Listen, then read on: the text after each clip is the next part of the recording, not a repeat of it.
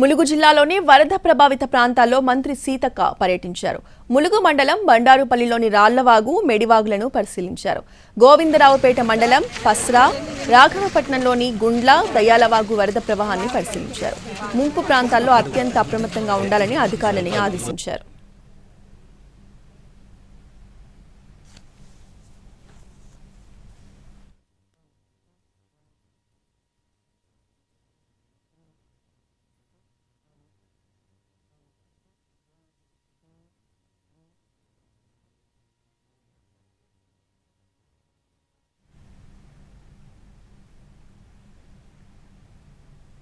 బోగత జలపాతం కనువిందు చేస్తోంది. గత 4 రోజులుగా కురుస్తున్న వర్షాలకి బోగత జలపాతంలోకి అత్యధికంగా వరద నీరు చేరడంతో బోగత జలపాతం ఉగ్రరూపం దాల్చింది.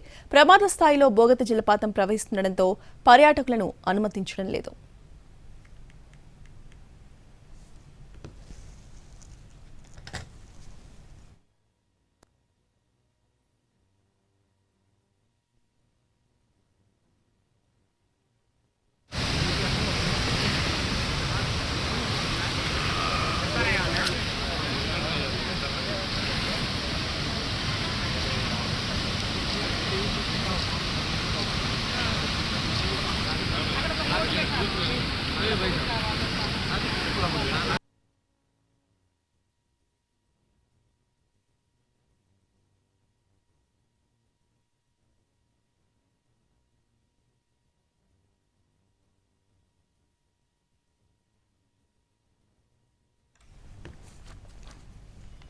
అల్లూరి ఏజెన్సీ కొడాపుట్టులో విషాదం చోటు చేసుకుంది. వారం రోజులుగా కురుస్తున్న భారీ వర్షాల కారణంగా ఏజెన్సీలో కొడాపుట్టు వాగు ఉప్పొంగి 50 గ్రామాలకు రాకపోకలు నిలిచిపోయాయి.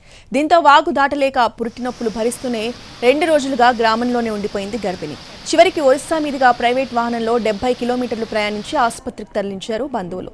అయితే ఆసుపత్రికి సకాలంలో చేరుకోకపోవడంతో కడుపులోనే బిడ్డ మృతి చెందింది. ప్రస్తుతం తల్లి ప్రాణాలతో కుట్టుమిట్టాడుతోంది.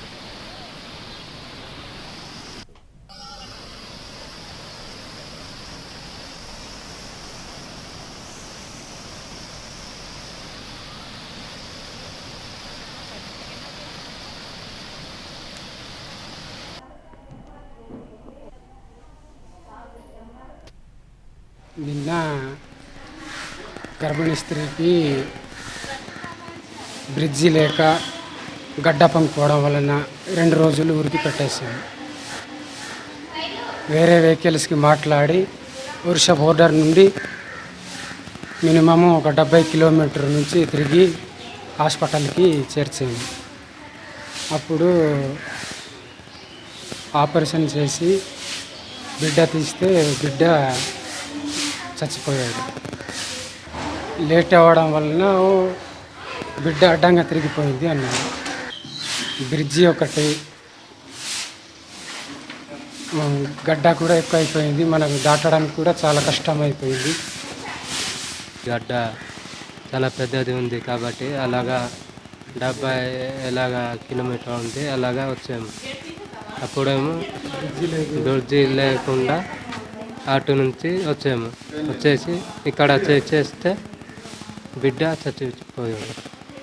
1 గంటలకు వస్తే ఏమో ఇక్కడ 3 గంటలకు అందేమో.